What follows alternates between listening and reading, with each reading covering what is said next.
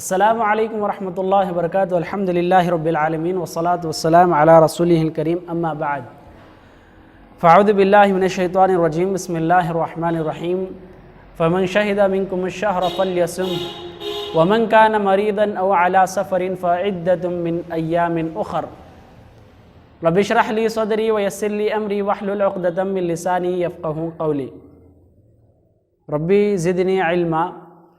محترم سامعین اکرام، اللہ تبارک و تعالی انسان کو نیکیاں کمانے کے لیے، انسان کے نیکیوں کو جمانے کے لیے ایک بہترین موقع اور بہترین موسم یہ رمضان کا موسم عطا کیا ہے۔ جب انسان اس میں نیکی کرتا ہے تو اللہ تبارک و تعالی 10 سے لے کر 700 سے ضرب دے کر اللہ تبارک و تعالی اسے نیکیاں عطا کرتا ہے۔ رمضان ہمارے لیے فرض روزوں کا مہینہ ہے۔ رمضان ہمارے لیے ہر نیک عمل کرنے کا ذریعہ ہے۔ رمضان ہمارے لیے ایسا بہترین مہینہ ہے جس سے ہم اللہ سے قریب بن سکتے ہیں، قریب بندے ہو سکتے ہیں۔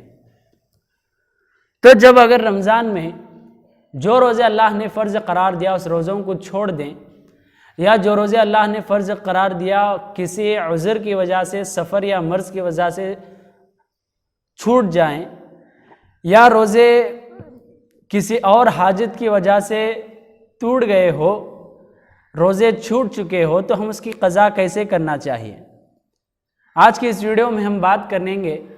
کہ روزوں کے قضا کے مسائل، کہ روزوں کو کس طرح قضا کرنا چاہیے، کس طرح روزوں کو ہم نے رمضان ختم ہونے کے بعد رکھنا چاہیے۔ سورۃ البقرہ کی آیت میں نے آپ کے سامنے تلاوت کی، جس میں اللہ تبارک و تعالیٰ نے کہا جو کوئی اپنی زندگی میں رمضان کا مہینہ پائے چاہیے تو اس میں چاہیے کہ اس میں وہ روزہ رکھے، اور اگر کسی پر مرض لائق ہو، سفر کی حاجت ہو،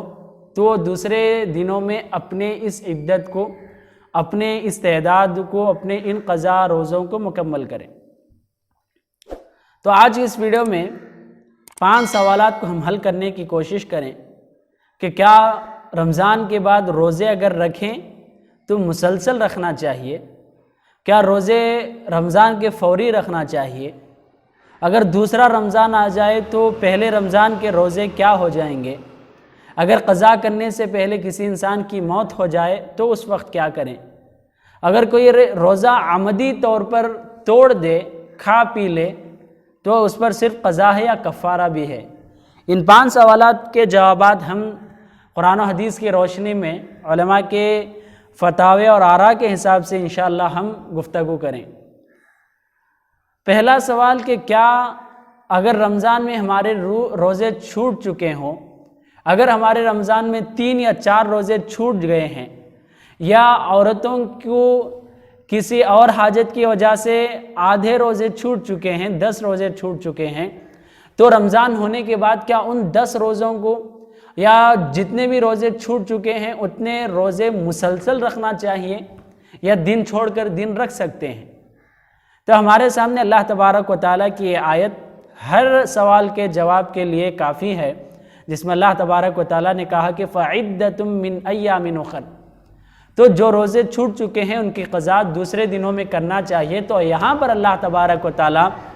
جس طرح رمضان کے مہینے کو 30 دنوں میں محدود رکھا ہے، اس طرح قضا روزوں کے لیے کوئی دن محدود نہیں کیا۔ تو اللہ تبارک و تعالیٰ نے رخصت اور اختیار اور باقاعدہ اجازت دیا ہے، ڈھیل دیا ہے کہ سال بھر جو 11 مہینوں میں جو رمضان کے روزے چھوٹ چکے ہیں، جب بھی ہم کو وقت ملے تو اب ان کی قضا کر دینا چاہیے۔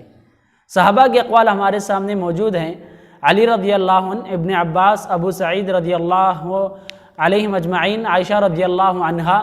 یہ تمام صحابہ اکرام اس بات کی اختیار دیتے ہیں اور اس سے آیت کی تفسیر میں کہتے ہیں کہ اللہ تبارک و تعالیٰ نے اختیار دیا ہے تو بندے کو بھی اختیار ہے کہ وہ چاہے تو مسلسل روزے، ایک مرتبہ 10 روزے جو چھٹے ہیں 3-5 روزے رکھ لے سکتا ہے، یا اس کے علاوہ وہ ایک روزہ رکھ کے کئی دنوں تک رخصت لے کر پھر اور ایک روزہ، کئی دنوں تک رخصت لے کر پھر ایک روزہ، اس طرح وہ اختیاری روزے رکھ کر اپنے جو فرض روزے ہیں اسے قضا کرنا چاہیے۔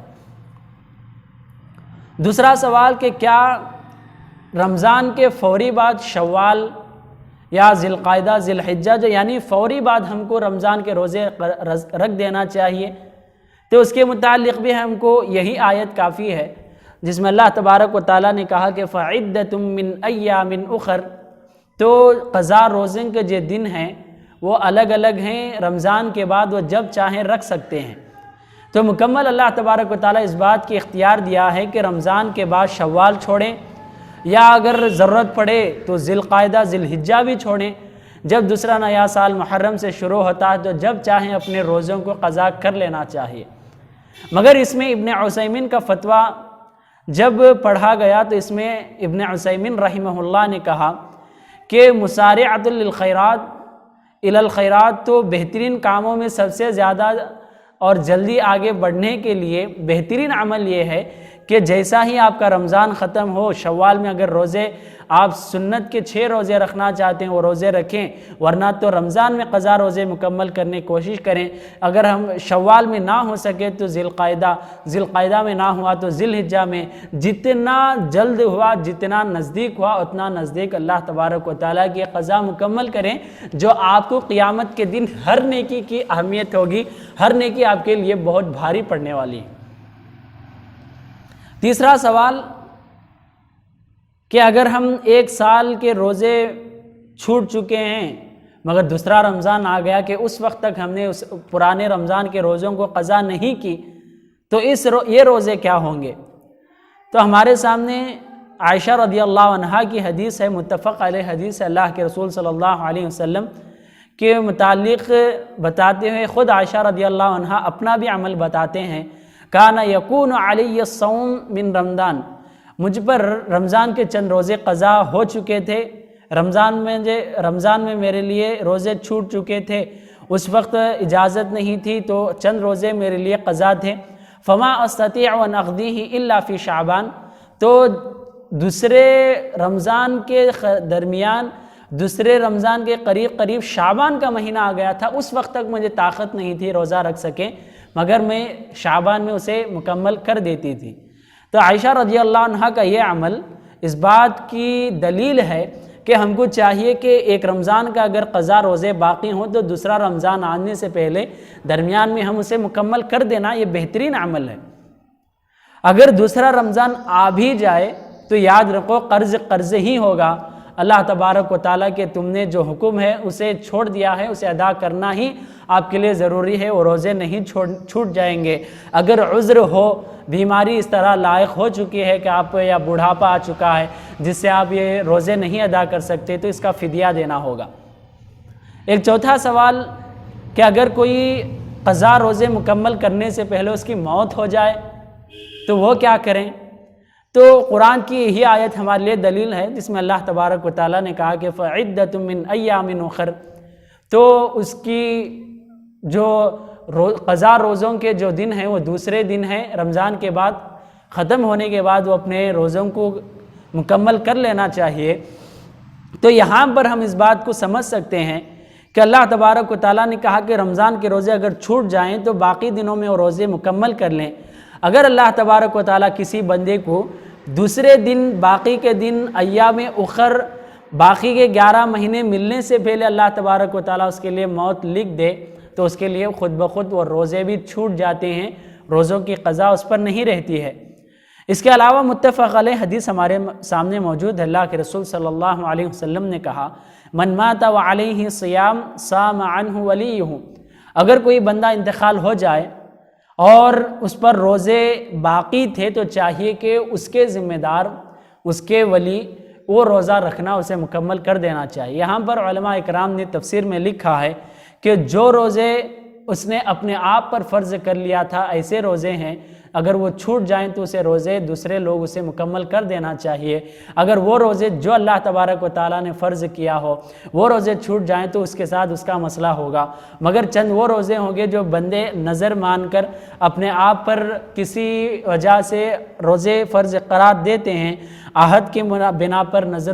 نظر کے بنا پر چند روزے اپنے آپ پر فرض قرار کر لیتے ہیں، تو ایسے روزے اس پر قضا کرنی چاہیے۔ پانچواں سوال، اگر کسی کا روزہ بندہ اپنے رمضان میں روزہ عمدن توڑے